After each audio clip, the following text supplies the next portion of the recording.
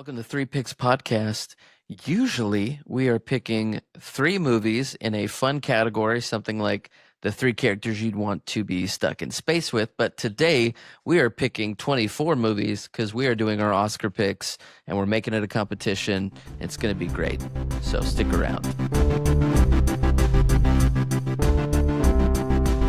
You can't just pick one. You can't just pick two. Oh no, you gotta pick three, or we ain't picking you. Three Picks, the podcast. Hey, welcome to Three Picks, a podcast today about picking the Oscars. The Academy Awards are this Sunday, and my co-host Chris and I are going to make our picks and make a little contest out of it. Chris, how you doing? I am thoroughly depressed. I'm exhausted. I had turned on something very light last night because I spent almost all day long watching the Oscar shorts. Oh, it's And depressing. there's some depressing heavy shit in there. So I turned on Yeah. Fantastic Mr. Fox at about 11 o'clock last night. I love that movie. That for sure. I also watched some of those yesterday, and one of them I literally cried the whole way through. And Yeah. then another I was just angry at it and had to turn it off. And then another one also was made me feel a little hope, but also sad. The Devil's Busy, that one, but. I've reached peak middle-aged single manhood. Like I am epitomizing this because I was sitting there alone with my dog. I had just made myself some man dinner, some Goodles macaroni and cheese with some breaded spicy chicken. Mix all that up in the bowl. You got yourself a stew going. And then I turned on one of these shorts, and I was literally crying tears into my man dinner last night. Wow. That'll be next year's Academy Award winning short is Tears in My Man Dinner. Tears in my man dinner. No, I don't blame you. Which okay, well there's a lot of categories, so Let's go. Let's jump right into it. We'll start with best live action short. Oh boy. Yeah, I have only seen two of these, so I'm for sure just gonna go off of vibe of titles. Because I saw The Singers, which is on Netflix, and it wasn't. I don't know. It was cool. I'm a singer, you know. I was like that's cool. Like I liked it. I don't think it's gonna win. No, I enjoyed it. It was nice and fine. I'm like 20 minutes well spent. Yeah, worth a watch if you have Netflix. No, I for me, I'm gonna pick A Friend of Dorothy. It just sounds like an Oscar winner. You got Wizard of Oz. What other famous Dorothys are there? Another famous Dorothy aside from the Wizard of Oz Dorothy? When Dr. Cox calls JD Dorothy in Scrubs. That's that's what I think of. That's a lot, man. That's a pull. I know the revival is coming out, but I have not seen it. It's out. Is it? I have not seen that series in like 20 years. It's amazing. The first episode back had me crying. It does sound like I cry a lot, and I guess I do. And I know everyone watching this is new to us. They don't know us just yet. But what they do know about us, Clint, is that we like to cry. We are empathetic individuals. And I think that's what makes us good at this. Yeah. Also what makes us good at being humans. Empathy is underrated. Right. So is Friend of Dorothy what you it's kind of silly to ask in this category because this category. Yeah. How do you first off, it's almost impossible most years to see all of them. I don't know, it seems like in this category that the indicators there really aren't any indicators that the average person can really look at. To me, every year I've been predicting Oscars, it's always a bit of a crapshoot. I will say probably more so than so I was going to ask you, is this both your pick that you want to win and you think will win? It is purely what I think will win. I haven't even seen it. I saw the title and I was like, I think that's gonna win. Gotcha. So I actually got to watch a few of these yesterday. So I got to see The Butcher Stain, Jane Austen's period drama, The Okay. Singers. I'm also a bit of a researcher. I like to have all my ducks in a row. I'm a little OCD, so I did a little bit of research on each of these, and so you know, my favorite out of these, just because it was 15 minutes for me of pure laughter, and having been a theater person and performed some of these roles on stage, I would really love to see Jane Austen's period drama come out. And do you know the premise of this? No. So it starts off, and it's a very classical Jane Austen kind of vibe. You're in a big field, and there's a beautiful girl, beautiful guy, and she comes up and says, "Oh, how's it going with so and so?" Da da da da da. And he's like, "Oh, we're no longer together." And he then is proposed. He then gets down and proposes to this woman. And in the midst of him proposing, she gets her period. Nice. And it bleeds through her dress, and he thinks that she is mortally wounded, and hilarity Wow. ensues. And I thought it was just a fantastic, That's great. like I said, 15 minutes of pure laughter. So Jane Austen's period drama. Exactly. Okay. That's what's going on there. And of That's course, hilarious. this has no, this is not about any major political thing No, it's necessarily not gonna that's win. going on right now. You could stretch it out, but this is pure comedy. It's not going to win, but it is my favorite out of all of them. Nice. Now, what I do think is going to win, just based on, unfortunately, this day and age, you can see odds, you can do, reading in Variety, Hollywood Reporter, all that kind of stuff. What I do Sure. think is going to win is two people exchanging saliva, which I can't tell you what that one necessarily is about, but that seems to be what the buzz is about. So I would Oh. love to see Jane Austen's period drama win, but two people exchanging saliva seems to be the front runner. It What's is your a name though? What's that? it's a French short film, where, it's a dystopian world where kissing is punishable by death. Actually, Whoa! that actually does sound pretty cool. I would like And to see that. apparently Julianne Moore and Isabel Huppert produced it, so it's definitely got some star power behind it. Well, for all those out there, the three people that may be listening, I would really like to see this. If you can do anything about that, Yeah. let me see your thing. I would love to see your movie. Now, I'm taking that out of context. one quick note on this: Butcher Stain Yeah. is about a butcher working in Israel. All right. I believe he's from Palestine. And so he's working as a butcher there. And it's a bit of a workplace drama where you're in this, it's a grocery store. He's working as a butcher in a grocery store. Mhm. And he is accused of taking down posters in the break room of hostages, of awareness of the Oh. hostages. But he didn't do it. And it seems to be someone's lying about it. And so, from just a pure storytelling perspective and acting, I thought the performances in this were absolutely fantastic.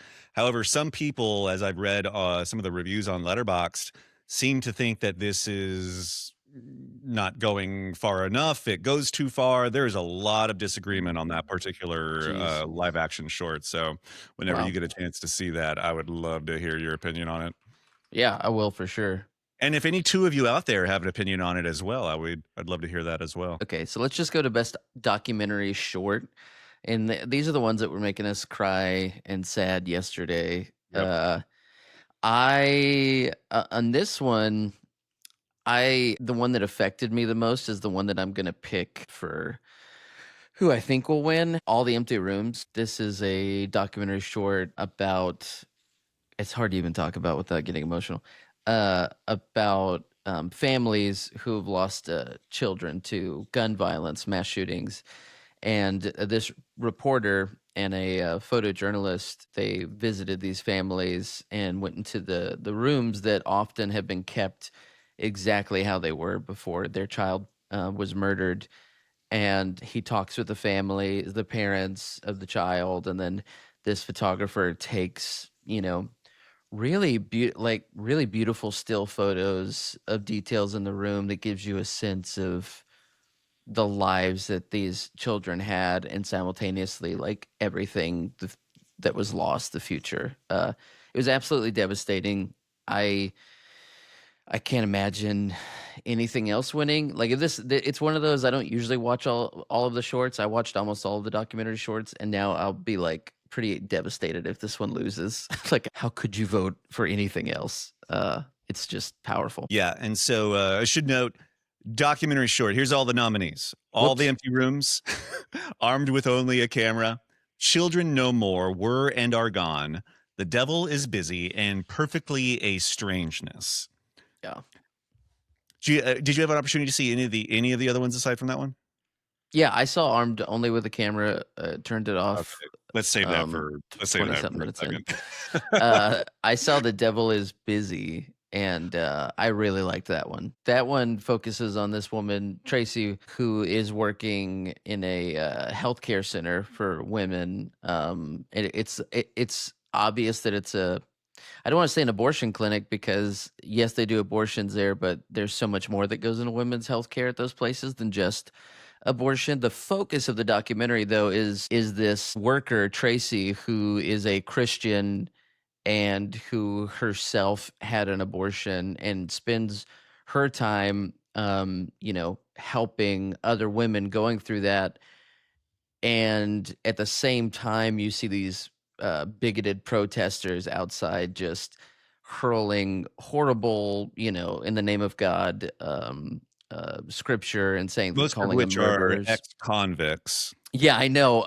One of them, an ex-convict, for burning down a black church in the city. They're outside the city, so it's crazy, and it shows the tension and the security, like how she starts her day, being like, I have to be careful of like any dark areas when I'm walking in. Like someone could be waiting for me with a knife or a gun, or and it's really intense, and it just had some great moments. So Tracy's just a gem. I wish only good things for that woman. She's incredible.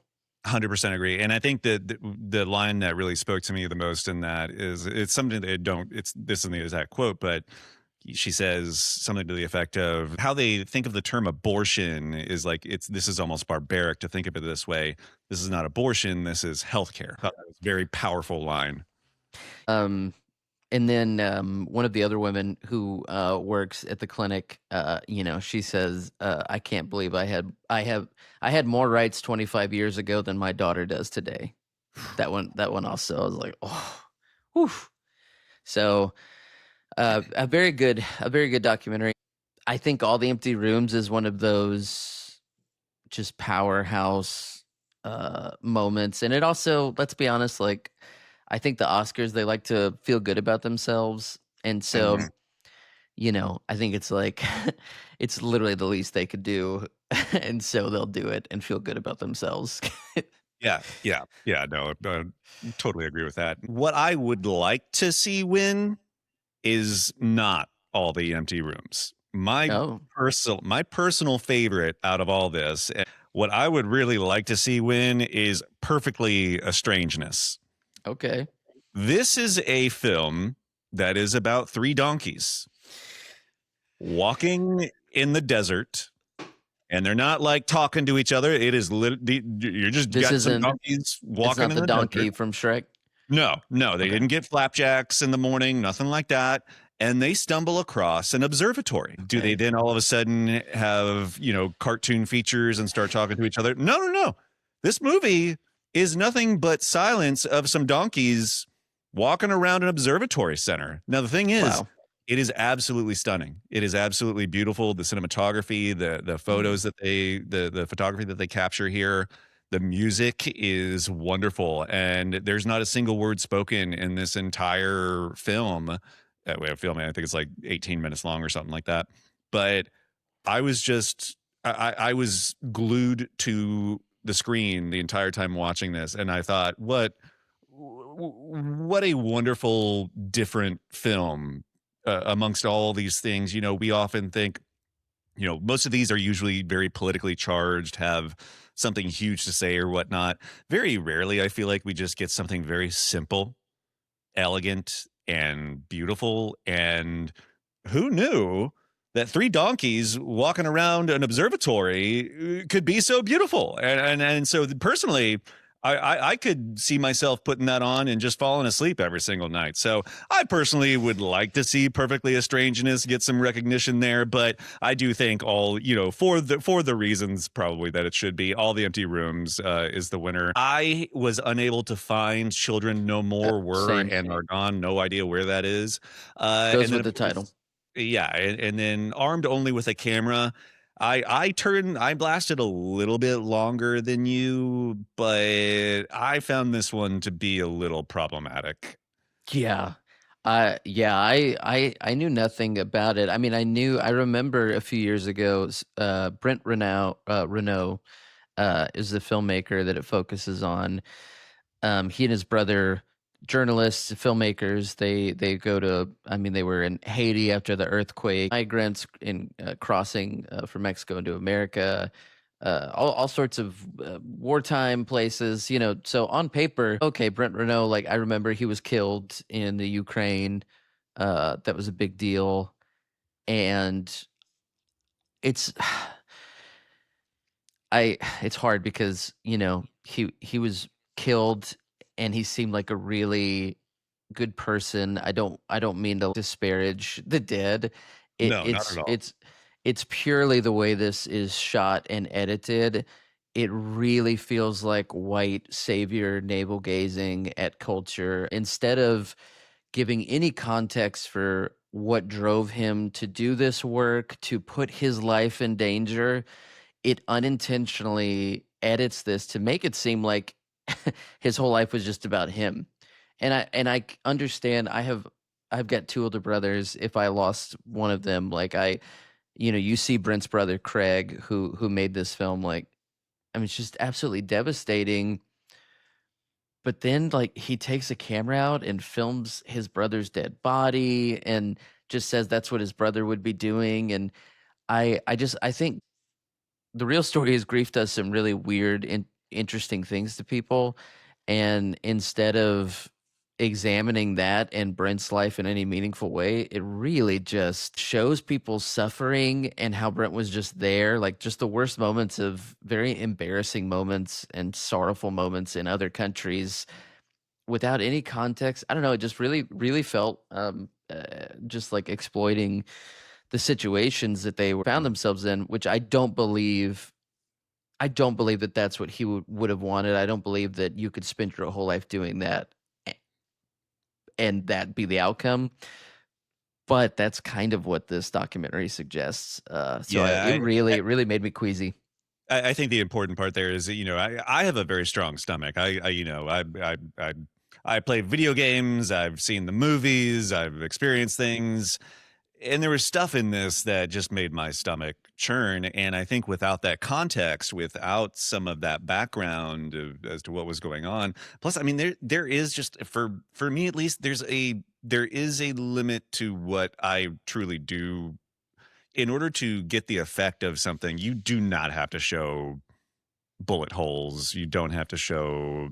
There's a Yeah. lot. If you haven't seen this, just beware. There's a lot of graphic things in here, and for some people that's going to be effective. For me, it wasn't. Yeah.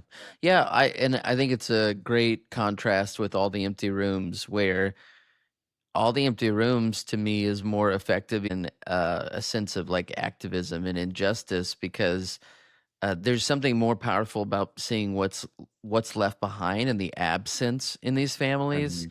as opposed to if it was just showing like here's footage of when the shooting was, and here's footage the moment they lost their child, like here's an interview with the parents. It's not like that. It's literally the effects. And I we has very personally have been affected by gun violence, my wife and I, in our family and in our friend group, and it doesn't go away just because the news cycle turned off. And I think that's what's so great about All the Empty Rooms is, you know what a beautiful image, an empty room in a house that used to hold life and it doesn't anymore.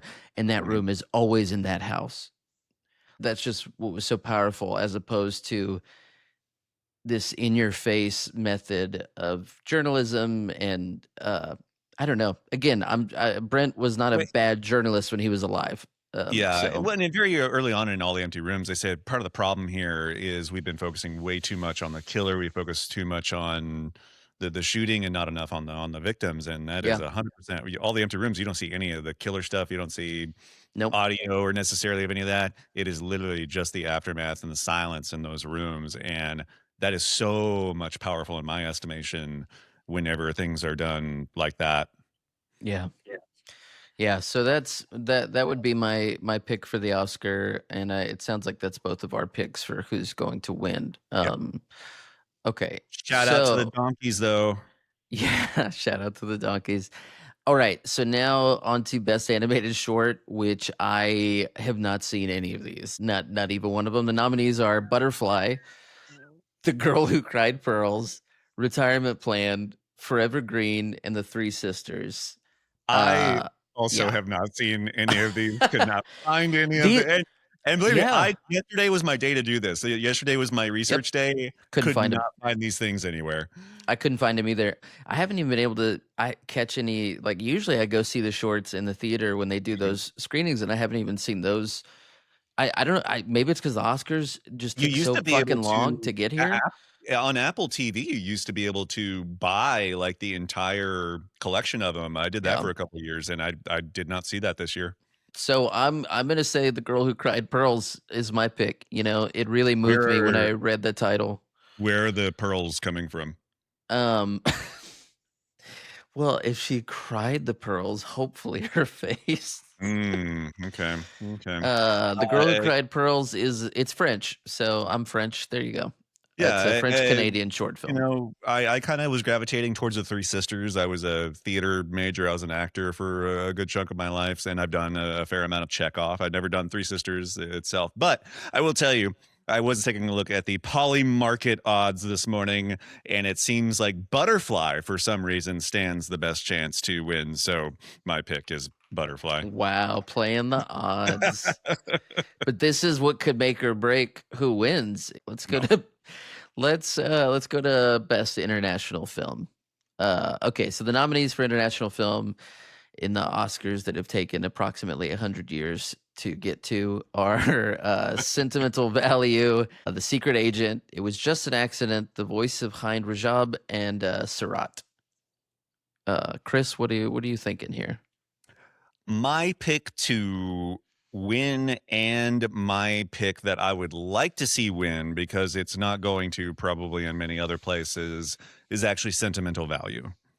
I thought this was a spectacular movie about a filmmaker father who has been away from his daughters for a long time, has an idea for a movie, and wants to cast his own daughter, she's also an actress, right? Yes. Yeah, Yeah. he wants to cast his own actress. She has Yeah. different feelings about that.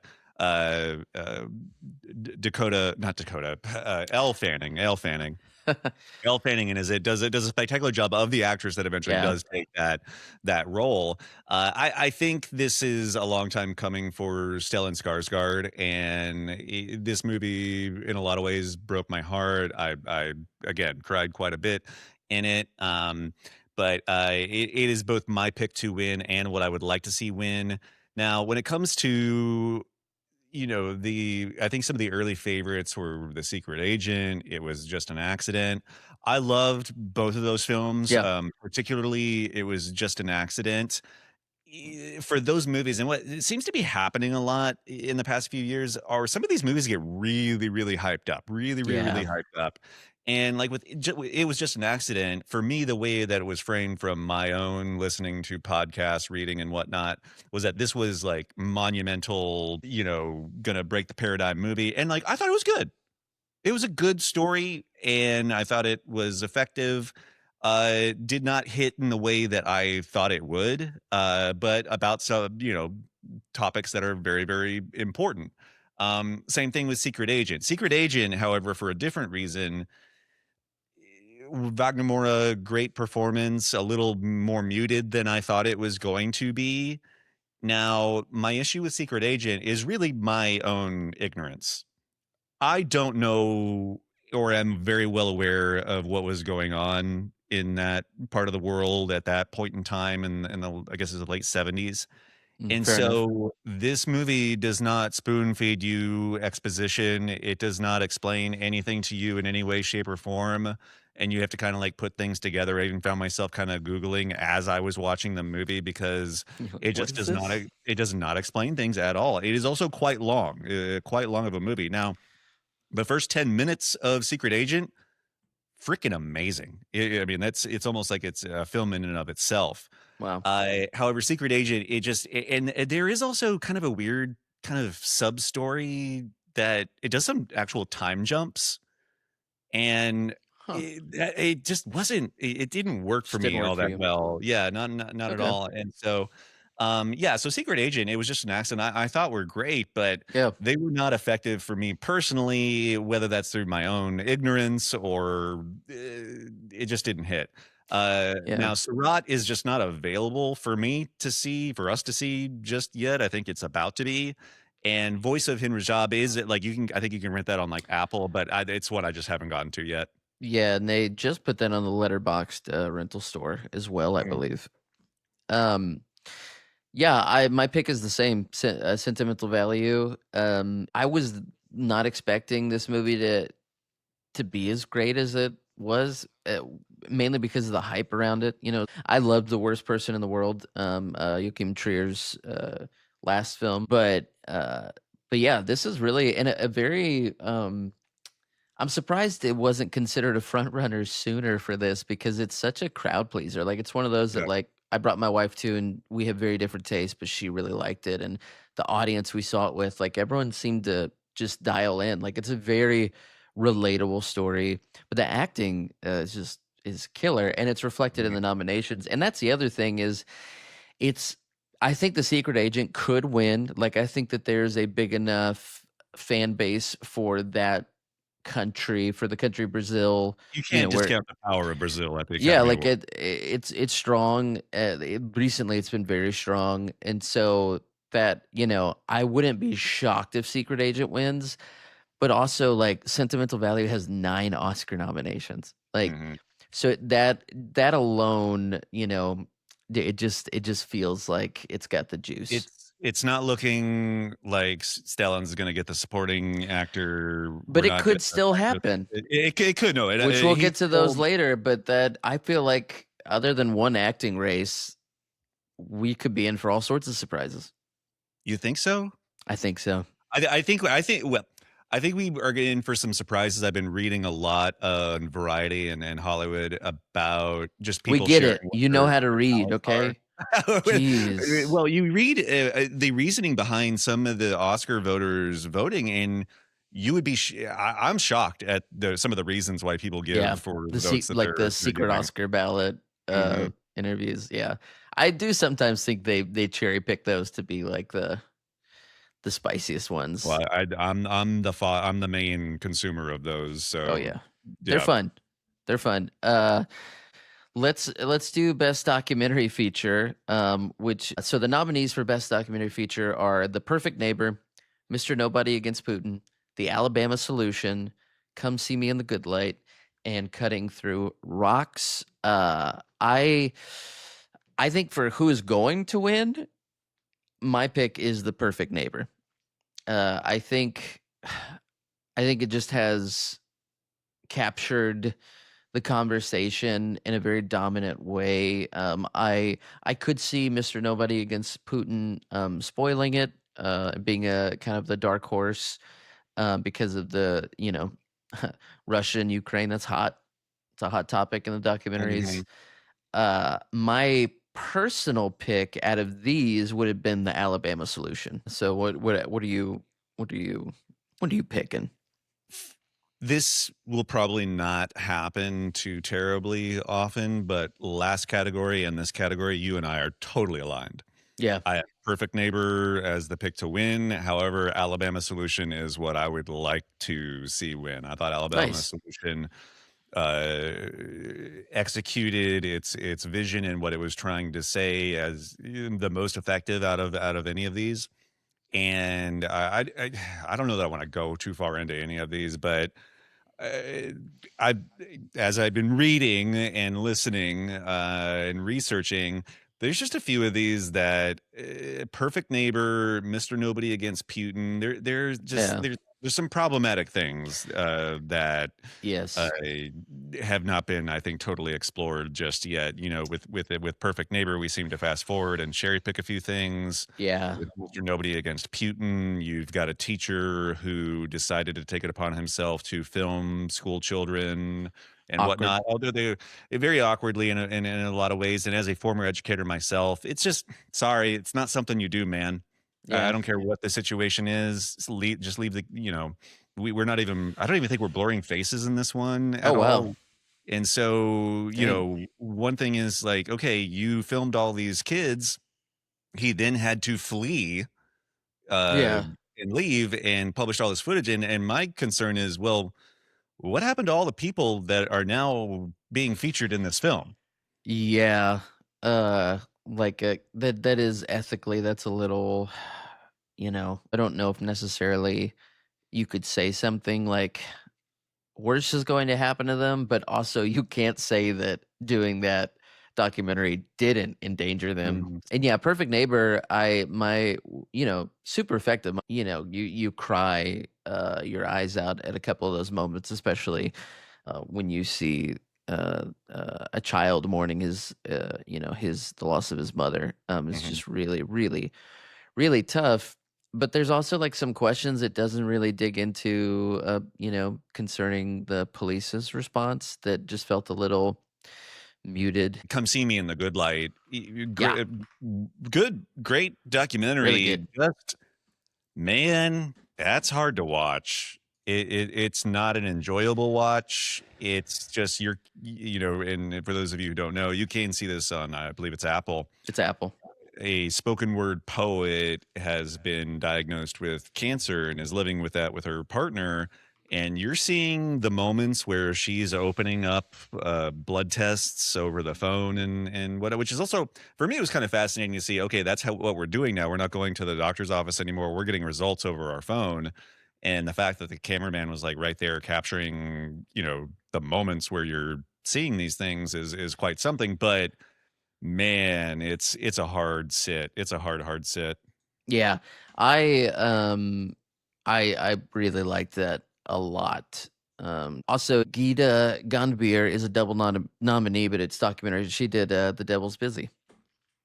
So she Oh, did The Devil's Busy and Perfect Neighbor. Got that's a good nominated for year. both. Yeah. Good year for her. We'll probably win the Oscar, for Perfect Neighbor. My issues with it aside.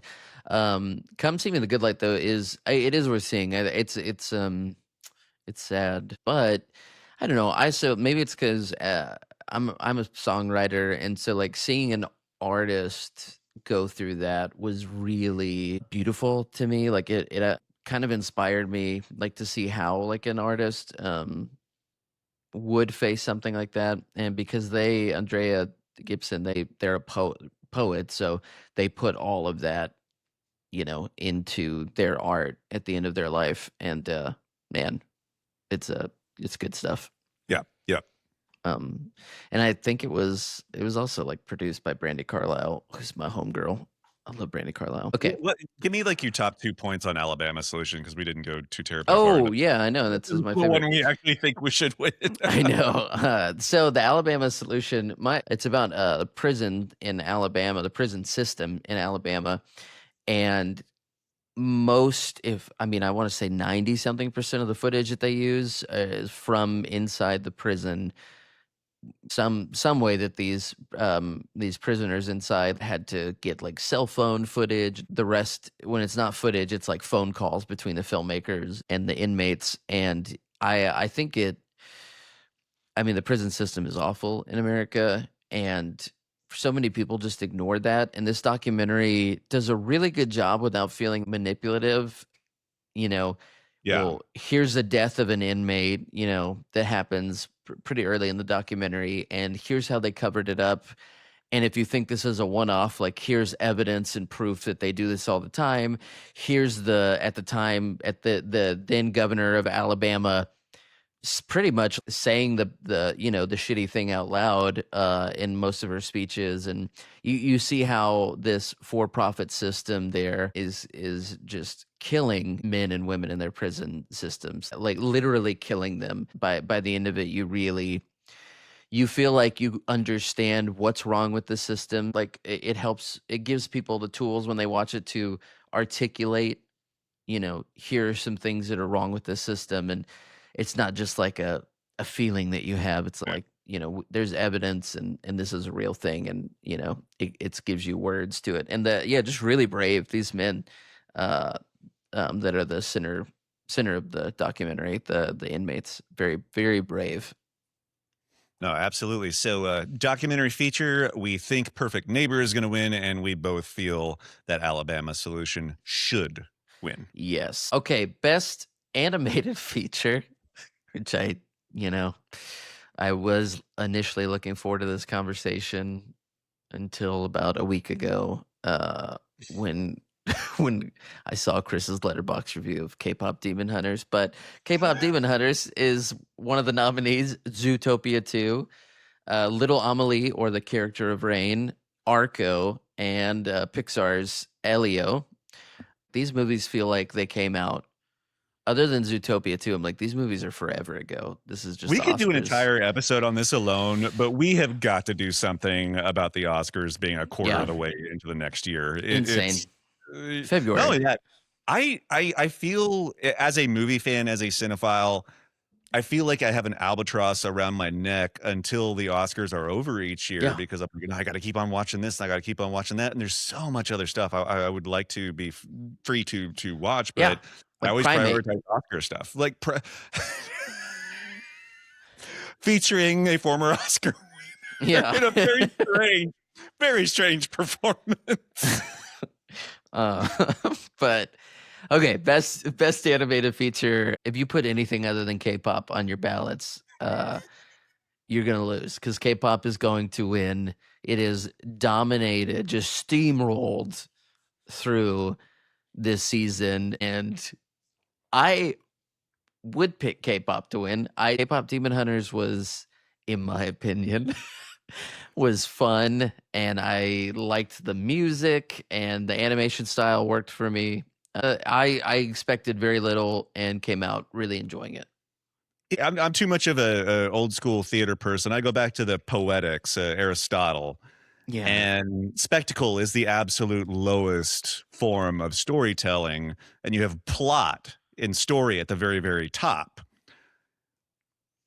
What am I supposed to learn or get out of K-Pop Demon Hunters? That you should stay true to your friends, and that trust, though hard earned, is easily lost, but it's better to do the right thing by the people around you. Like they learn to trust each other.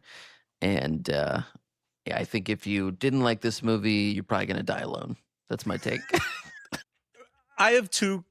I could be on this forever. We could do, again, like I said, I could get on my soapbox about this for a very, very long time. Do you find K-pop in general to be problematic? From a Western perspective, sure. From an outsider's perspective, there's some odd things going on there. American country music in other countries, it's also right. No, I get that. But it's for sure. There's some interesting aspects about the business of K-pop. I'm going to keep my feelings on this very succinct, and I'm going to do it through two quotes. So the first quote is actually from Roger Ebert in his review of Willy Wonka and the Chocolate Factory. He says, I believe this is the opening lines of that particular review. He says, "Kids are not stupid. They are among the sharpest, cleverest, most eagle-eyed creatures on God's earth, and very little escapes their notice." My second quote is from the 5-star classic Billy Madison. No. Mr. Madison What you've just said is one of the most insanely idiotic things I have ever heard. At no point in time in your rambling, incoherent response were you even close to anything that could be considered a rational thought. Everyone in this room is now dumber for having listened to it. And I'll just follow up that by saying that in this movie, you see all the different generations of demon hunters. And the fact that we're not getting a 1920s hot jazz demon hunter is very disappointing to me. I would have much rather seen that than the K-pop demon hunters. We better keep going because it sounds like from that take, dinner time is soon for you. It's already like 11:30. Let me. So yes, I think K-pop demon hunters is gonna get it. So you're gonna pick it. It's my pick to win. What I would like to see win, and what I would encourage everybody to go watch right now today is Little Amelie or The Character of Rain. This is a spectacular animated film about a child from the point, literally you meet the child in the womb and thinks that it's God. Oh, wow. And questions like, oh, I'm God. I am the master of my domain. But Little Amelie, over the course of a few years, discovers life, and this 3-year-old is encountering death. It's encountering separation. She's going through all the things that you might through the entirety of life, and learns how to reconcile with it. And it is, I hate to use the phrase coming of age, but it's about life and learning to deal with the things that life throws with you. Little Amelie or The Character Rain had me again in tears. I was laughing. I had joy. Little Amelie or The Character of Rain is going to be the movie out of all of these that I will be watching forever and ever and ever.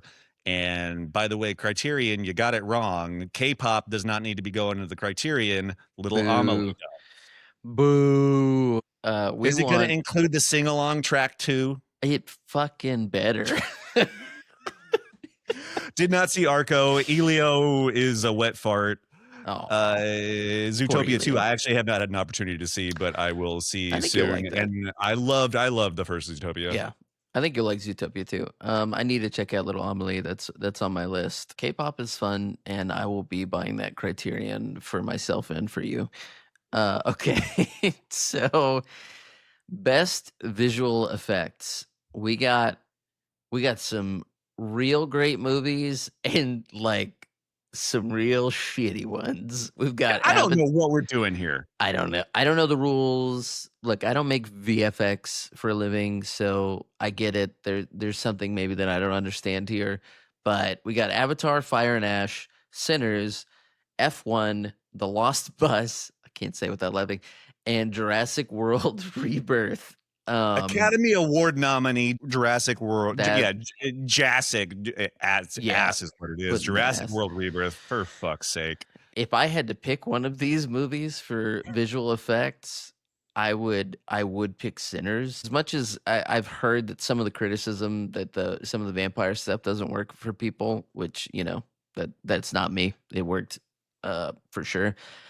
There's nothing in the visual effects of that movie that pulled me out. Like everything just kept me in, and they do some really cool things with the visuals that really keep you engaged. F1, like sure it looks good. So that nomination I understand. Jurassic World Rebirth does not look good.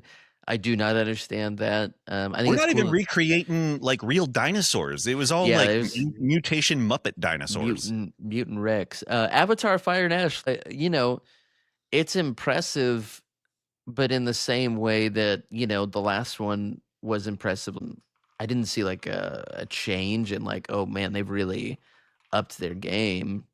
And Way of Water won best visual effects. So they both did, and so I feel like this would be just a third. It's literally the exact same tech. I can't discern any major advancement or change in what we're doing here. No, not from Way of Water. And the movie repeats a lot of in many ways, the movie is Way of Water Part 2. It even seems like James Cameron's like, nah, I'm kind of done with this. I know. It's like, I don't know if it made it. He's like, I don't know. I think it's y'all's fault. I don't think it made enough money. I might not make another one. I'm like, oh no, don't Uh, threaten me with a good time. Yeah, I mean, what I would like to see win is F1 just as Okay. a kind of stick to Avatar: Fire and Ash, considering I feel like it's won the Academy Award twice for what it's doing Yeah. already. And Yeah. I am a big F1 fan, and I've been to F1 races, and I tell you what, sitting in the IMAX, th- that was the closest thing to an F1 simulator I felt like you could get. And so I felt they did a tremendous Yeah. job at both the sound and the visual effects in F1. Jurassic World Rebirth is just stupid. Yeah. Looks like Lost Rebirth. Bus, some really cool fire in Lost Bus, but that what a Is that Paul Greengrass? it is Paul Greengrass, which is somewhat disappointing. Well, a couple Huh. of his last few, he's been doing a lot of like direct to I streaming type stuff, and Oh yeah, my point is we can't even remember. that's a good point. He did do News of the World, which I enjoy is that. based off a book set here in San Antonio from a writer near here too, I believe. So I was into that, but so Lost I'll give Bus, him that. I did find Lost Bus kind Oof. of funny in a way because there's a 15-minute subplot there where I wrote in my Letterboxd review that I thought this was going to have an Unbreakable type twist because Matthew McConaughey just does not know what kind of medicine that you take for a fever. He's on the bus and he's like making phone calls and he's like, what do you take for throwing up in a fever? And he literally goes to a pharmacy. He's like, I need the best medicine for fever and throw up. And I'm like, dude, have you never taken Tylenol or Oh, like, I'm sorry, Chris, if Matthew McConaughey doesn't want his kids to be autistic. well, yeah. I'm so sorry. But I found that part hilarious. But some really good. There's some good fire in He there. should have There's some called bad fire. he should have called RFK Jr. Likewise on Literally, the two of bus. these movies are up for their VFX firework this year. Yeah. That's true. Fire and Ash, although Avatar doesn't have enough of it, if you ask me. Lost But Bus. Did you see any of the ash in Lost Bus? How did you feel about the ash in Lost Bus? Because there was fire and there was ash in both of these movies. it really made me appreciate the Ash in Avatar. Yeah, no, Especially from the main bad girl, her Ash. Yeah. I'm a real Ash guy, so I just really really like that. So we both think Avatar is going to go for the three-peat. I think it's inevitable, personally, like Thanos, but whatever. Okay, best sound. We've got F1, Sinners, Surratt, Frankenstein, and One Battle After Another. Best sound. This is one of those that as much as Sinners and One Battle After Another are front runner, like the two big dogs, I think F1 is taking this Oscar. And I think I'm good with that. It sounded really good. We agree. Yeah. Should win, will win. Yeah. F1. Yeah, One Battle After Another, Sinners. Now, I'll say this. I know Surratt is kind of about, it's like EDM Music, yeah. music and whatnot. This may be one of those things where I go back and I'm like, man, that really should have won in a couple of years from now. But True. F1, again, like I said, from having been to F1 races and F1 was one of the absolute most enjoyable cinematic experiences that I had this year in the IMAX. And I don't think you can go wrong. I mean, anytime you got race cars, war, airplanes, you're probably going to win or ships sinking, you're going to win that sound award. Yeah, put F1 on your ballots at home, y'all. Okay. Why Frankenstein is there, I'm not sure. It's Over for warfare. It's the sound when his brother goes, "You're the monster," and I go, "Oh my god, he is the monster! It's Victor Frankenstein this whole time." Okay, I'm going to force myself to watch Frankenstein again between now and the Oscars. The best thing I can say about that movie is Oscar Isaac looks like a fuckboy from a romance novel. And every time that they just shoot him and he's just like lounging out, I'm like, oh yeah, like someone on that set knew what that man was going for with his hair and everything. Like, those are the book covers that our parents our mothers grew up reading. That was their 50 Shades of Grey. It's a Daniel. He's got a very Daniel Steele kind of thing on. Yeah, you should watch it again, and that would be interesting to hear your second take. Best song. really not a lot to talk about here. So we got Golden from K-pop Demon Hunters, I Lied to You, Sinners, Dear Me from the Diane Warren documentary. She's what a great loophole. She's like, I gotta get a song in this year. What if I just wrote a song for a documentary about me? And the song's called Dear Me. So, okay. Train Dreams from Train Dreams. And then a song called Sweet Dreams of Joy from Viva Verdi, which I don't know that movie. I think it's was a short Another one list for international film. Isn't this on Netflix? I think that one's on Netflix. But I did not go out of my way to watch any. I did not go out of my way to watch Diane Warren, to watch Viva Verde. Yeah, but you saw Sinners and Train Dreams and K-pop. Yeah, yeah. And this is the biggest nothing category that needs to just go away. I thought, or change the rules around it. I mean, this is a good year though, I think, because like Golden's going. Well, no, in the sense that Golden's going to win, and it's a song where at least the characters in the movie like write the song. It's important to the plot. Like, it's not just the in credits song, because that's what drives me crazy about best song. Okay. Is it's usually, I mean, like Train Dreams from Train Dreams. I love Nick Cave. Give him all the Oscars and all the awards. Love the guy. But it's just like the song just pops up at the end. And that's what happens with the Oscars. How does it go? Dreaming about trains. No, I don't know. What we got those train dreams in my red right hand. Smokestack. Sinners, I Lied to You. I like that it actually is from a character in the movie, you know. So we've got two strong nominees here. My pick would be I Lied to You, just because the style of music is more my jam. But Golden's gonna win. I mean, it literally was like top of the charts. Everyone I know in the world knows this song and can sing it. I get it requested at shows all the time. Seriously? Yeah. Oh yeah. Especially kids. You know, they're like, Golden. I'm like, do I know it? Yes. Am I gonna sing it? No. I'm gonna request Train Dreams next time I come see you. And I will play any song, and you'll just assume that it's Train Dreams. So yeah, whatever. K-pop Demon Hunters, Golden. I hope those girls show up at the Oscars and just sing their hearts out, and it's a cool moment, and it's gonna be good for the telecast. People are. People are gonna watch it. I'm always for what's gonna bring more viewers into and if this is something that we got to do. People are gonna watch it. It's my pick to win. I really don't give a shit about this category, to tell you the truth. But if I were to say I want something to win, it would be Train Dreams, because Train Dreams was my personal favorite movie of the year, and beautiful. I don't think it's gonna get anything this year. I know it's which crazy. Is very unfortunate. So best score. We've got Sinners, One Battle After Another, Hamnet, Begonia, and Frankenstein. It's interesting because Johnny Greenwood is nominated for One Battle After Another. He's never won.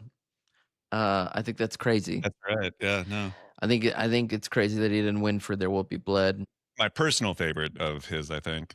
Oh yeah, for sure. And I do think I do love Ludwig Göransson for Sinners. He has won, is it 2 Oscars now? He did win for Black Panther original score. Oh, okay. And then going back, Phantom Thread he should have won for, I felt. He did not do Phantom Thread. Oh wait, who did have Phantom Thread?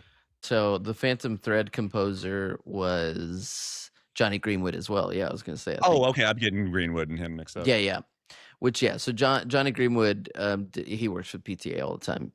Frankenstein is Alexandre Desplat. I never know how to say his name. I enjoy, but I tell you what, that score is completely forgettable to me. He's great. He's one of my favorite composers, but yeah, he would not be my pick. I couldn't tell you. And same thing with Begonia. Like, I love Begonia, but I do not recall the score. Yeah, it's Jerskin Fendrix is the composer. I rewatched Begonia not too long ago, so it's in my head. I think it's a cool score. It's really it's a cool nomination because it's not a typical score. And then Hamnet, Max Richter. It's a great score. I'm a Max Richter simp. Yeah, he's great. But all that being said, I do believe that Ludwig's gonna get his third Oscar for Sinners, almost back to back years. That's crazy. No, Sinners, my pick to win. I'll tell you, it's one of my actual. I've listened to it quite a bit recently. It's good, but it's out of all the things he's done, it's one of my actual least favorite scores of his. And so what I would like to see win is Richter for Hamnet, but I think it's a lock at this point that he's going to win for Sinners. And just a note that the Oppenheimer score was the top of my Spotify for the past 3 years.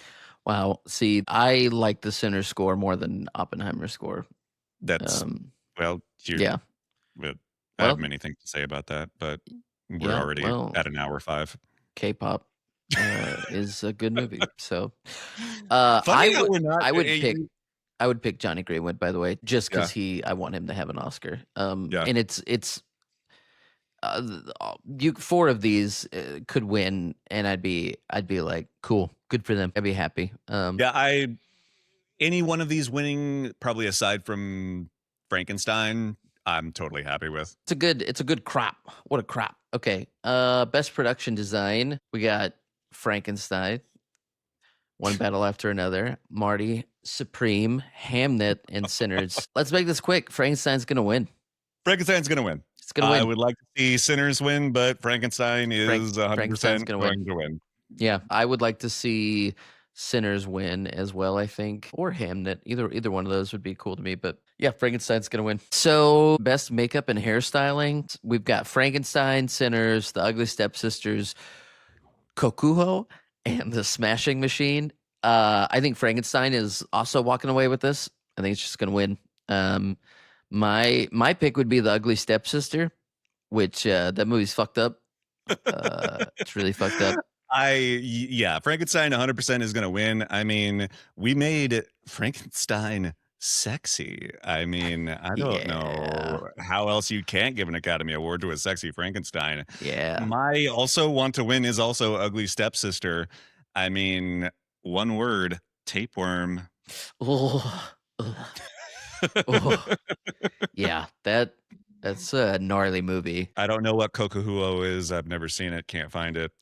Probably really good, but I also could not find it. I think it's about kabuki theater. I would actually question the Sinners nomination here a little bit. I think hairstyling's doing some heavy lifting.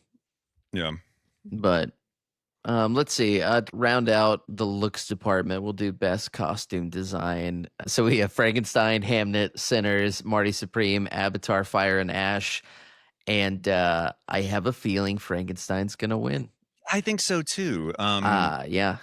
My question for this category is: in Avatar, Fire and Ash, did they actually create or make a physical costume, or was it entirely digital? What territory are we in here? That's above my pay grade. I don't know. Best costume design. Yeah, we both think Frankenstein. I think Ruthie Carter should get another Oscar for Sinners. I think it's great work. Yeah. And if she wins, I will be happy. I won't be upset about losing out. The second Black Panther, right? And she got it for the first Black Panther, for sure, because she was the first Black woman to win costume design. I recently picked up, there's a great book on Ruth Carter's costume designs, like a coffee table style book. It's really awesome. I highly recommend it. Cool. Okay, let's go into best cinematography. This is a good one. We've got Sinners, One Battle After Another, Train Dreams, Marty Supreme, and Frankenstein. This one, I don't know who's gonna win. This is one of those that's gonna mess up somebody's ballot, because you could say that Autumn Arkapaw for Sinners is the front runner, but you could also say who is it? One Battle After Another cinematographer, Michael Bauman. I think I actually think this is a lock for one battle after another. Really? I'm pretty sure he's won all the precursors for this. Has he? I think so. And one battle is my pick to win. However, Okay. because I think Train Dreams is the most beautiful movie of the year. Yeah. And the images that are captured there, the lack of dialogue in so many scenes, it is such a assault barrage on the senses.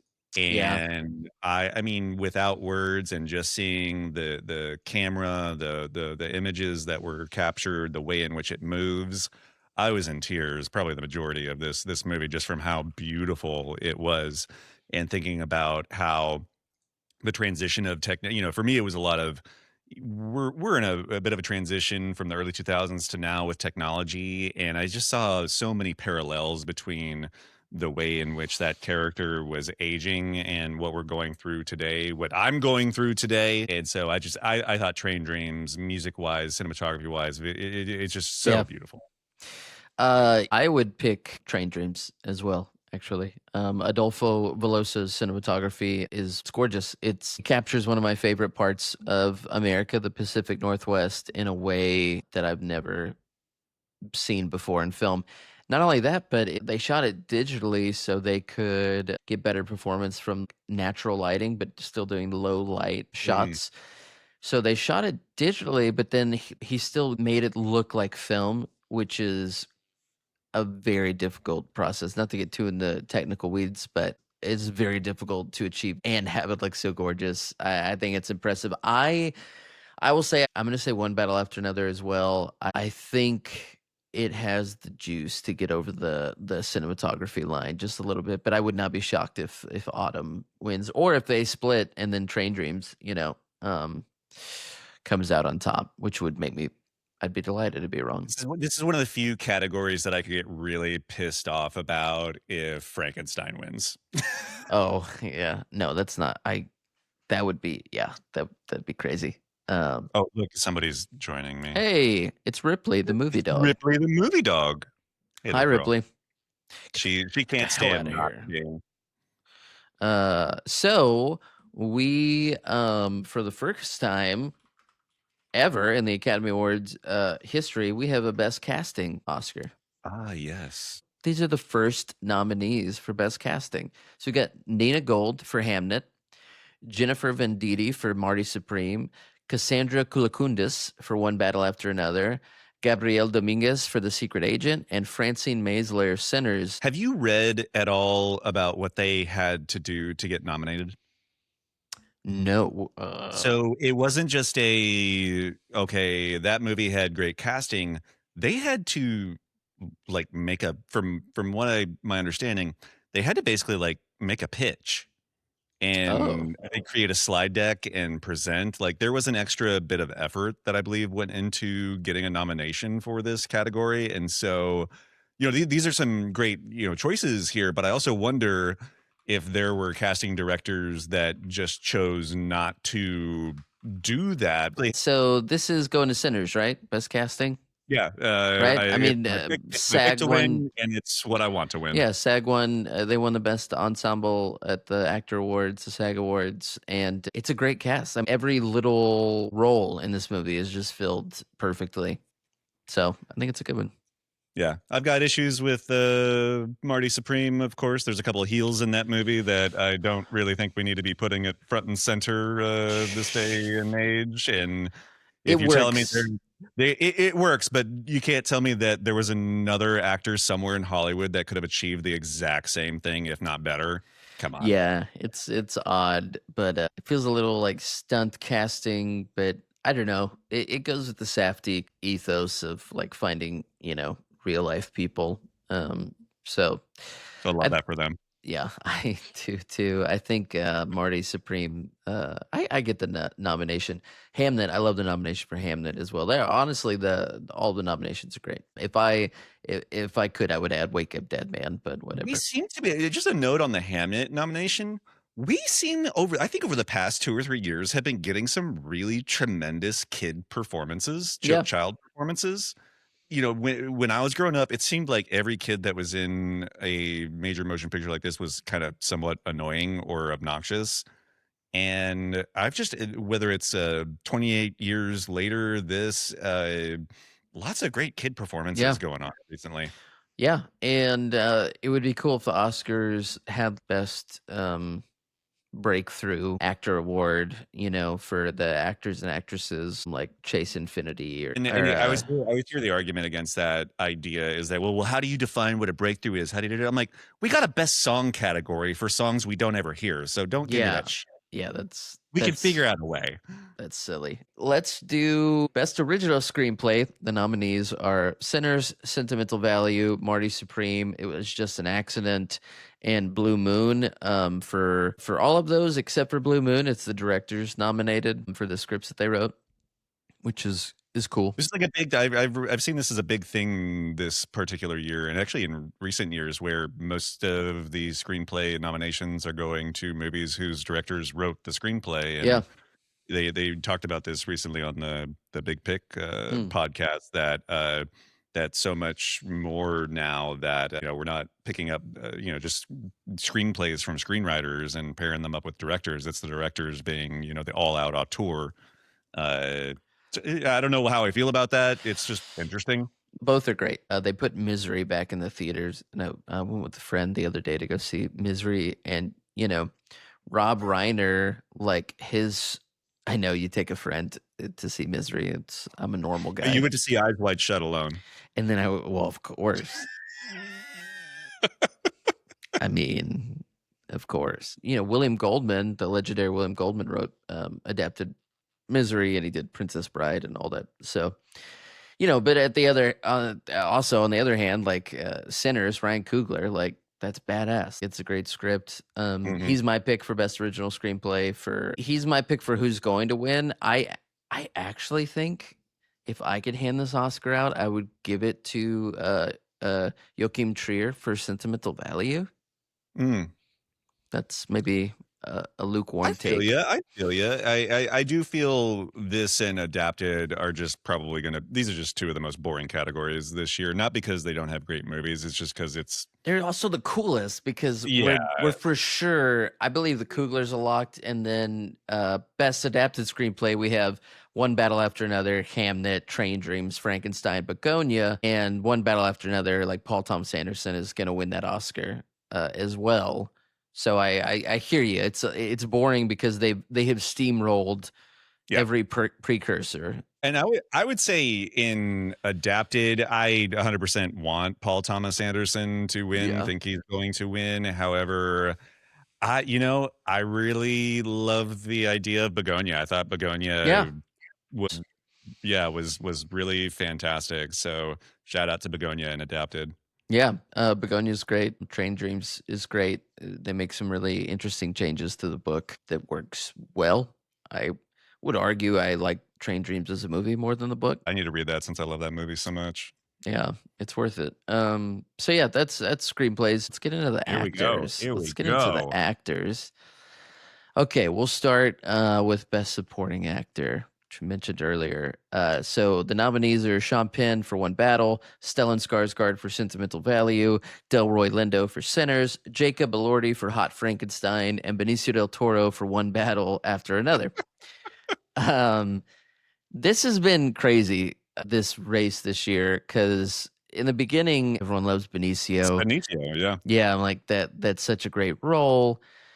He's going to win. And he has not won anything in the precursors, which is just, arguably, since he's not as big of a star as Jacob Elordi, I would say it puts him dead last in dead my last, but I will say thank you, Sensei. Yeah. Thank you, Sensei. Delroy Lindo, I don't think he's going to win either. I would love it because I love Delroy Lindo. I would not, if he won an Oscar, I'd be like, hell yeah, a career type award where it recognizes a badass actor who always gives his all when he shows up, even if it's Gone in 60 Seconds with Nick Cage. The dude is just, he's I'm great. Revisiting that soon. That's a good movie. That's my take is that's a good movie, and Delroy is a big reason why that's a good movie. So the interesting thing is then the narrative was really Stellan Skarsgård's going to win. another, it's his time, Yeah, he's it's a story. yeah. But then in the last second, at some of these precursors like BAFTAs and actor awards, Sean Penn won for both of those for one battle. And don't get me wrong, Sean Penn's great. It's a great performance, but I'm a little surprised because he doesn't give a fuck about the Oscars. He's won, twice now, right? I believe Sean Penn Yeah, has 2 twice. Oscars, so this would be Yeah. his 3rd Oscar. He doesn't seem to care, so not that that's the only. I also don't think it's the best performance out of all those. Like, it's great, but I don't know. It's not the best performance. It's such an overt, over the top. I mean, it's great, but he is playing a very overt, over the top villain. Colonel Lockjaw. In a lot of ways, and yeah, and yeah, he's Villains my pick, win Oscars. and he is overwhelming on the odds right now for who's going to win this.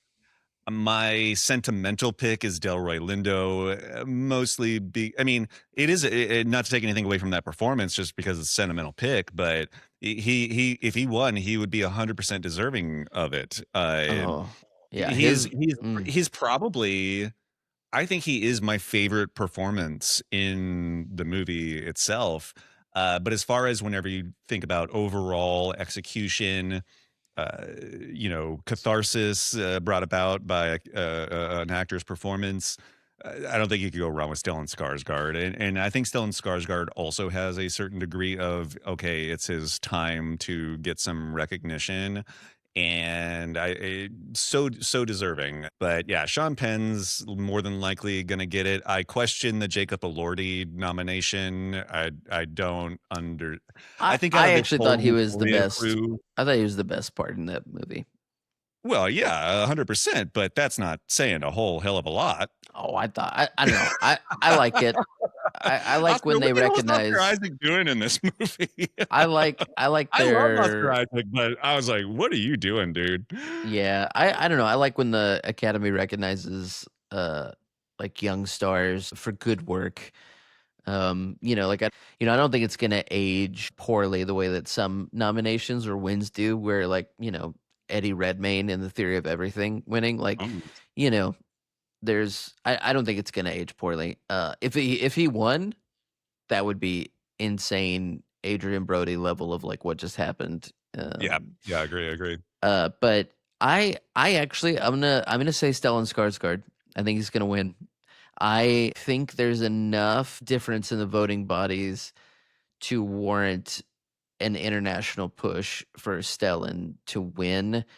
It's definitely like a dark horse pick in the sense of like I'm not playing the odds. This is the odds are not ever. Yeah, like the odds are not in my favor, but I'm just going with my gut on this one, and I'm gonna say Stellan. So could fuck up my ballot. I kind of, if you were an avid viewer of the Academy Awards, there always just seems to be there's always these storylines in these performance categories of, oh, it's going to be so and so's time.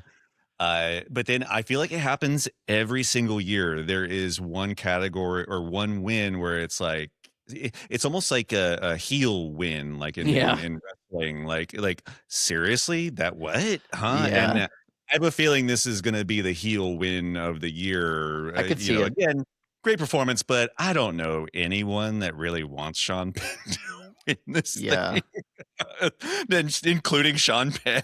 This would be the second Oscar he's taken away from someone that really seemed to care more about it. Not Stellan doesn't care as much as Mickey Rourke did, but Mickey Rourke for the wrestler, the odds were pretty good for Mickey Rourke, and it was like everyone knew we were never going to get another Rourke performance like that. And then when Sean Penn's name was called for Milk, good performance, good movie. It was just like, oh man, and I'm gonna feel that way if they call his name and Stellan's just standing there. I'm like, oh, that's a bummer. You always have to be aware of these "it's their time" storylines in these award shows, because it doesn't mean it's a 9 times out of 10 it just doesn't happen. Yeah, I mean, it has in supporting actor for like Christopher Plummer in Beginners, right? Mm-hmm. He's still, I think, you look back, the remember oldest. like Sylvester Stallone. Yeah. It was his time. Did not happen. I mean, I wasn't on that train. But yeah, it was definitely the narrative. Yeah, so Stellan is my pick. Sean is yours. For those of you at home, Sean Penn is the favorite. Best supporting actress. This one is even closer. This is one of the tightest Yeah. odds wise. Yeah, this one's close. We have Amy Madigan for Weapons, Wunmi Musaka for Sinners, Inga Ibstadter Lilius for Sentimental Value. I'm very impressed with my pronunciation there.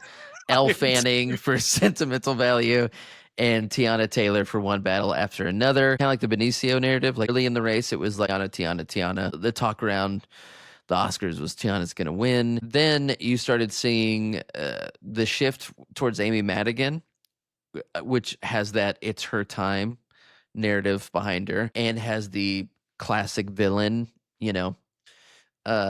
aspect, which wins a lot of these Oscars. But then Wunmi Musaka came in and picked up some awards as well, like the BAFTA and whatnot, right? She got the BAFTA, right? Yeah, I think she got the BAFTA. No one knows. I mean, I will say the BAFTA is not a 1-to-1. Lily Gladstone and won the BAFTA. It very rarely is. Yeah, the actor awards are a lot better of a predictor in this category. Amy Madigan won there, but Tiana won the Golden Globe. It's interesting, this category. I do think Amy Madigan's gonna win, but I would not be surprised if Wunmi wins. That tells me that Sinners might be gearing up for the Best Picture win. And going back to some of the secret Oscar interviews, voter interviews that I've seen, there seems to be a lot of support there for Wunmi. This is a three-way race right now, but Elle and Inga just have seemed to have canceled each other out altogether. Plus, I don't know that they would win anyway. But my personal choice as well, I think this is going to be a time where it's her time is going to happen. Plus, the other thing I think Amy has going for her, and this is just a popular talking point this year and is just true in general, that the Oscars like a villain performance. Yeah. I think it's going to be Amy Madigan as well. Plus, Weapons, this is the only opportunity for it to be recognized this year, which again is a sin. And so I think with that, the opportunity to recognize Weapons, the opportunity to give a well-deserving actress her due, because she was once nominated back in the early 80s, I believe. Amy Madigan was? Yeah, a long time ago, I believe. Was it for Field of Dreams? No. It was long before Twice that. in a Lifetime, 1986. Which I don't even know. I don't know what that is. Oh, you haven't seen Twice in a Lifetime? Loser.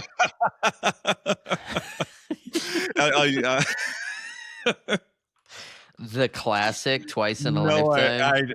I don't know, but yeah, she has had one nomination before, and I believe she's the longest record in between nominations now for. If it was the 1986 Oscars, 40 years. It's right on the dot. Yeah, that was a Gene Hackman movie, actually. Twice in a Lifetime. Yeah, so that's also cool. And Anne Margaret was in it. Okay, actually, jokes aside, I want to see this movie now. Ellen Burstyn, man, no kidding. That's a stacked cast. Okay, interesting. So you're thinking Amy. I'm thinking Amy. I do think that Wunmi or Tiana could easily win, and I love Wunmi's. This one's probably gonna wreck my ballot. Yeah. I know this is probably the one where I should have gone for someone else rather than supporting actor, but whatever. Okay, Best Actress. This is the only acting performance or category that I think is a slam dunk. That if you put anyone other than Jesse Buckley for him, tell me what. If anyone were to put anyone but Jesse Buckley, what would you think? I would think that they have really bad takes because I'm hoping that you put someone other than Jesse Buckley. So Jesse Buckley, Hamlet, Rose Byrne for If I Had Legs, I'd Kick You, Renate Reinsve for Sentimental Value, Emma Stone for a Bug on You, Begonia, and Kate Hudson for Song Sung Blue. Jessie Buckley has won every single precursor except for maybe the Spirit Award, I think went to Rose Byrne. She is my pick for who I think is going to win. She is also my pick for who I think should win. I actually think it's would be a well-deserved Oscar. How about you, Chris? So I've got some thoughts here. Yes, Jessie Buckley is who I would like to see win. Let's not mince words there. I think Jessie Buckley should win. However, I think this is a huge opportunity for upset, because my pick for who is going to win, and I don't like saying this, but this goes with a long line of previous Best Actress winners that I don't understand how they won. I think, this is in line with Sandra Bullock winning. This is in line with Reese Witherspoon winning. My pick to win Best Actress is Kate Hudson in Song Sung. Yes. 100%. Take my headphones off. She is so well liked in the industry. Not so much as with the other nominees, but there is a little bit of like, oh yeah, she could deserve it, and this. And I'll tell you what, this is not a bad performance by any means. This is a good. I am 100% on board Song Sung Blue. I think it is a good movie. You hate Reese Witherspoon, is what I heard in your lead up. Yeah, I dislike 99% of what Reese Witherspoon does. I dislike 99% of what Sandra Bullock does. Whoa. They both have Best Actress wins. No, I think Kate Hudson no Sandy slander here. And I think it's going to be, I mean, look, how else did she get a nomination here? Yeah. Well, she had the Golden Globe. I think the fact that she has a nomination here speaks a lot. I agree that Kate Hudson she's Hollywood royalty. She's, from what I've heard, she's well liked, throws great parties, all that. I love Kate Hudson. I think she's a great actress. If Kate Hudson wins this, as much as I love Kate Hudson and her performance in Almost Famous, lives rent free in my head. She wins this, I'll be pretty feisty about it. I would much rather see Rose Byrne or Reinsve, get in for their first Oscar. I go to Vegas quite a bit, and I play craps. And sometimes you just got to play the extremes. You got to play the 11s, 12s. I think this is an extreme that has a very good chance of happening. It could happen. Don't get me wrong. I understand your reasoning behind it. In it, let me throw two other things out here. Well, before voting closed, The Bride itself was getting a lot of bad press. I don't know why they released The Bride before. They could have waited, I think, a month before they released The Bride. I haven't seen it yet. I actually want to see it very badly. Yeah, looks cool. But that it's just not. It was a bomb, and very divisive around it. Very divisive. And secondhand, there's something about, I don't know what it is, but there's something about her and Cats that seems to be making the rounds. And I hate to bring this kind of stuff up, but it does play into people winning these awards. It plays into the way people vote. And whenever you do, and the reason I bring up some of these secret Oscar interviews is because if these interviews are true, if these interviews are from actual Oscar voters, some people make their decisions based on some really crazy shit. Yeah. And something like that could affect her. Okay. Apparently the controversy is that last year she was on a podcast, Jessie Buckley was, and she described one of the cats that her and her husband once had as a pedigree model that staged a coup against her, leading her to give her husband an ultimatum: you either rehome the cats or I go. And so apparently she went on Jimmy Fallon not too long ago and said that she loves cats, and then it was taken, out of context. So that is a funny. It's silly. That's silly. Exactly. That was the word I was just about to use. Yeah. This is all silly. However, However, this factors in to some of the people's minds that Yeah. actually have voting power in this. And so Well, that's why I'm making the pick I am. and I'm sticking with Jessie Buckley. Yeah, don't and hear me out. Jessie Buckley is who I want to win, think should win. Yeah. Rose Byrne I would love to see win as Oh, well. she's great. But yeah, I do think it's going to be Kate Hudson. It's funny. As sad as Hamlet is, I think If I Had Legs, I'd Kick You is a much harder watch.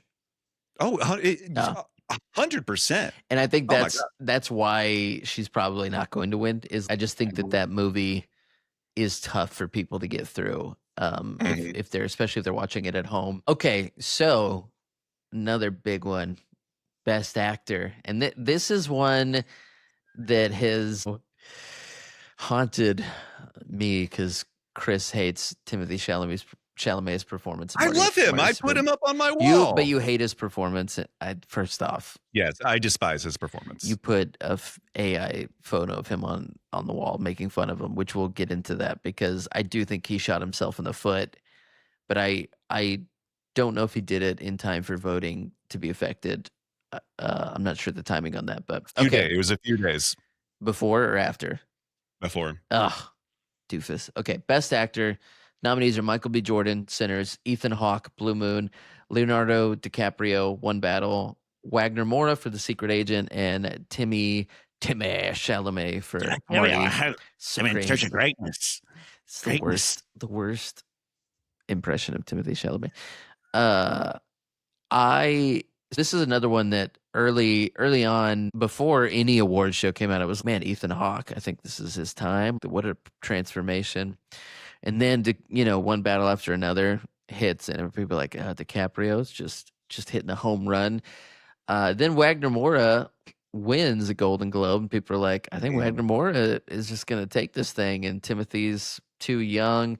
Then Marty Supreme becomes just this huge hit, the biggest hit for A24, and I feel like the narrative was, I think Timothy Chalamet is going to win. And all this time, Mr. Michael B. Jordan has just been hanging out, doing his thing. Sinners has obviously had legs. It's the most nominated movie at the Oscars, and it was the first on the calendar that came out last year as far as big mainstream releases that got nominated. So, and then Michael B. Jordan wins, Best Actor at the SAG Awards, Actor Awards. Gives the Actor Awards. Yeah, I know the actor. Come on. I grew up. It was the SAG Awards. SAG Actor Awards. Yeah, exactly. Assistant to the regional manager. So Michael B. Jordan gives a speech at the Actor Awards. If you haven't seen it, it made me tear up. It was amazing. Yep. This could be his year. Mm-hmm. This could be his time to win Best Actor. Conversely, Timothy Chalamet, who did a good job of redirecting his interview style to be, hey, I actually am taking this serious, and he shoots himself in the foot in the last, sprint by taking a shit on the opera, and what was the other? It was the opera and ballet. No one really cares about ballet and opera except, Kylie told me to say that. Yeah, he gives an interview where he said that, like, he doesn't want to be a part of an art form. Like, he doesn't want movies to go away and where people don't care about him, like the opera or ballet. And look, I don't love opera. I don't love the ballet. But these are like worldwide institutions that people go to school for these and train their whole lives, just like actors. It was just a dumb thing to say. Someone who is supposed to be in control PR mode for trying to win an Oscar, which it's kind of gross to say that. Like, everyone should be able to say what they want. But Timothy Chalamet is too young to say whatever he wants, just like Michael B. Jordan's too young to say whatever he wants, really. You could really only get away with that if you're like a Sean Penn, mm-hmm. or someone like that. A Frances McDormand.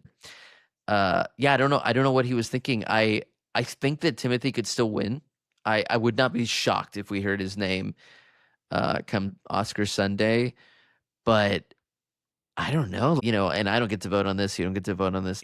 So I've got two things here. One is a little less serious. One is much more serious. And the first thing is just on Timothy Chalamet in and of itself. I used to have a lot of respect for him as an actor. I thought he was a fantastic young actor. Call Me by Your Name. Even the Dune Part One. Maybe not Dune Part Two so much, but I think Timothy Chalamet is a good actor, and I respected him more when he talked less. And the more and more that this ball bag opens his mouth, just the more inane, stupid things he says. And my respect for him has just plummeted. Like, I mean, look what's on my wall. Now, to me, this is the most important category of the night. To me, this is going to be the difference because we start trends in the Oscars. In the 90s, there was the whole Weinstein campaigning thing. We got Shakespeare in Love winning over Saving Private Ryan. Categories and wins like this start trends. And for me, for my taste, over the past few years, we have been getting a little bit too far back into the Oscar campaigning mode where you hear more talk about how well these people are doing on their campaigns versus the performances themselves. Yeah. And for me, if Timothy Chalamet wins this Oscar, it is going to be a stamp on, okay, we need to focus more on the campaigns. That's how we are going to win these Oscars now. And we're not going to get out of this loop. And I love the fact that he has opened his mouth so much about ballet, about opera. If you sit down and listen to this CNN Matthew McConaughey Chalamet thing, listen to the way he talks. If he is not being directed, or he goes on to all these different programs and all of a sudden he's an expert in every program that he's on, college football, wrestling, all of a sudden he loves everything and he is everything to everyone. And it's all in the name of pursuing. I'm going to be a great actor like Tom Hanks. It's going to be so good. He needs to shut up and mature up a little bit. Okay. And again, think he's a great actor. His performance in Marty Supreme is fine. I think it's way forced over the top. He reminds me of one of my former high school theater students that I'd have to okay, tone it down a little bit, dude. And so I think it's very, very important for him not to win because I don't want to get into this same cycle. We need to break away from it. I think Timothy Chalamet at this point in time is more a product of AI and algorithm than Timothy Chalamet himself, more marketing teams and PR teams and whatnot. And as he opens his mouth more, you see more about what he is actually like versus what his PR team and marketing team have told him to say or stand on top of the sphere or whatnot. And so, yes, Timothy Chalamet is great at leading a well-run Oscar campaign that has PR people behind him, but when he is on his own, he just sounds like an idiot, and I just can't get behind this. And so I think it's very important that someone like Michael B. Jordan wins. Michael B. Jordan, he hasn't said much at all. He's just kind of been the silent one, I think, in this race. And whenever he did, I think the reason that landed so hard at the SAG at the Actor Awards was that he is very convicted. He is very true to who he is, I think, as a performer. And I think when we all first saw Sinners, the twin performance can sometimes be viewed as a bit of a gimmick or never pulled off very well. He pulls it off. I think very few times in cinema, the one person playing twins works out all that well. And I think what he was able to pull off on here, you have to look past the fact that this is almost a genre movie, but it's an amazing, amazing performance. And so I do think that just with this I think the tidal wave of Michael B. Jordan is going to happen. I think he's my pick to win. Who do I want to win? Ethan Hawke. I agree. I would pick Ethan Hawke as well. Blue Moon is definitely, if you get annoyed at like monologues and stagey acting and things like that, you're probably not going to like the movie that much, but you can't deny that Ethan Hawke's just incredible in it. He just loses himself in a way that is really impressive. And he's also one of those modern day philosophers. When he opens his mouth to talk about art, it's like my favorite thing. Mm-hmm. And that's not campaign trail great, and I see your point about Timothy with the campaigning. That stuff is annoying. It's a necessary evil about it. There's a lot of money that goes in these campaigns that, even someone like Michael B. Jordan, like I think it's also a campaign tactic to like, you know, to keep your head down and not Keep do your head some of down. these antics. I think my hope is just I believe that things can change, and I Yeah, believe that Hollywood will trend toward what is winning.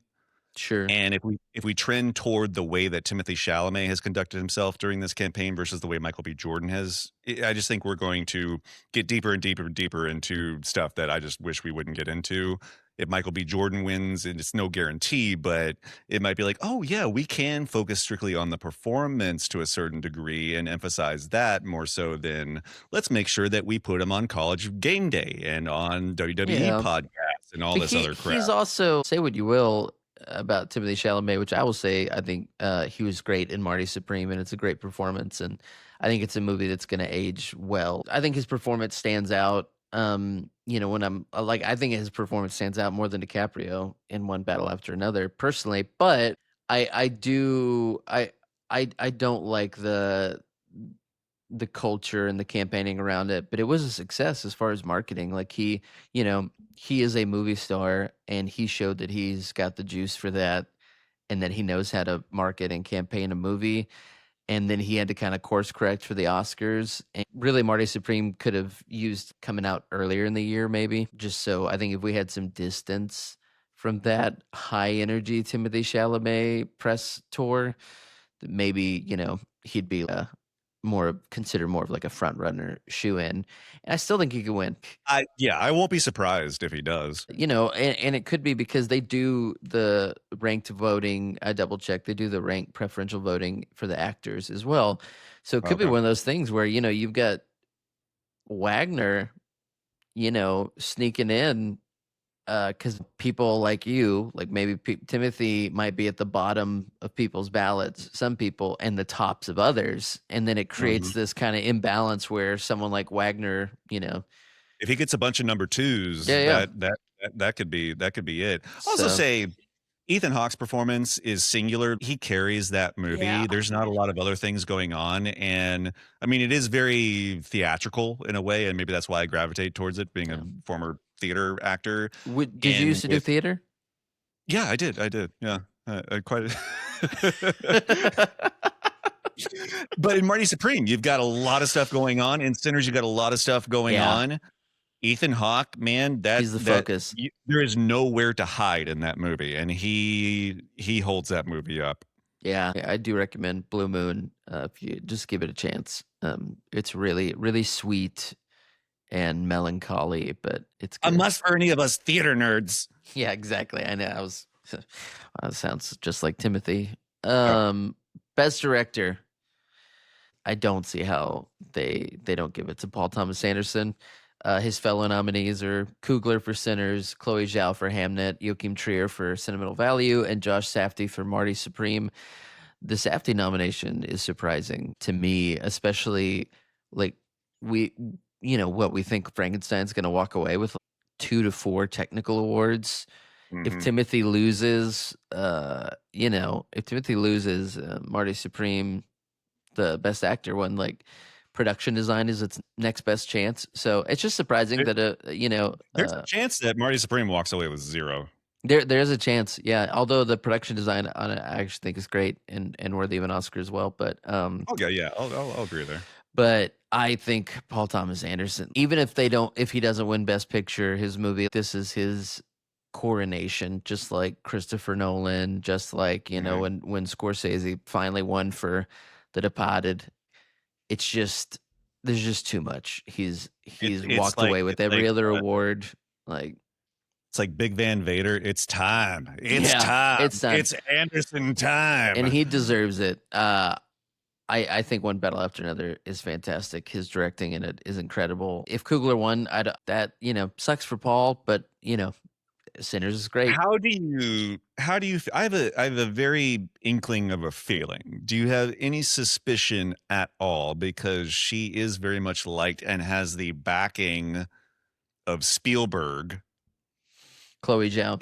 Is there a Chloe Zhao spoiler here at all? I don't think so. I think most people's assumption are that Hamlet's gonna get its moment with Jesse Buckley.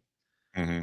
And so I think director, it really is more like, how can we get, I mean, Paul Thomas Anderson is also a friendly guy with other directors and looked up to, and he's very generous with his time helping other filmmakers out. He has Killers of the Flower Moon, like he gave that script a pass, and he does things like that to where I think he also has a lot of the cachet, socially to pull it off, and his movie is a success. So yeah, I don't see Chloe Zhao. I mean, if anything, Coogler, most nominated movie ever at the Oscars, and it was a blockbuster success. I don't know, like if there's a spoiler, to me it's Coogler. Watch, I'm gonna save. Josh I'm gonna save Safdie's one gonna win. point. I'm gonna save 1 point for. Oh God, I'm gonna save 1 point for Best Picture on this. Okay, this is it. Thank you for sticking around with us, all two of you. Best Picture.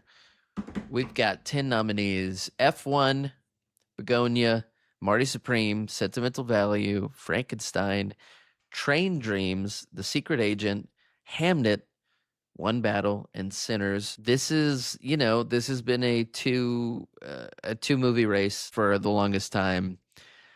It's One Battle or Sinners, and I don't know. I think One Battle is probably gonna win.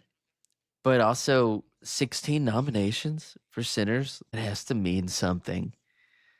And that's what I mean earlier when I said if you see Sinners win in some of these other categories, which I think we actually skipped over Best Film Editing.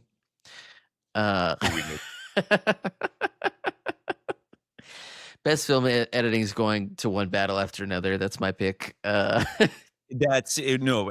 You know what? It may be editing that they won all the precursor. It's either cinematography or editing. I might have been wrong on that last one, but in one of those, it took all of them. And so I think editing would be I believe that's my pick as well. Yeah, if One Battle After Another wins screenplay and editing and director, then I think Best Picture is for sure going to Paul Thomas Anderson.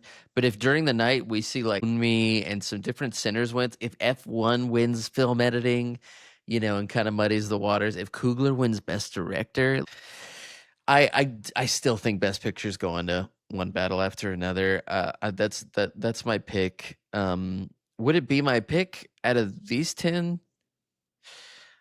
Yeah, I think it would be. I personally, like, I think I would pick it out of these 10. Sinners is close. They're both 5-star bangers for me. I'll save my thoughts on this for another time, but I do question.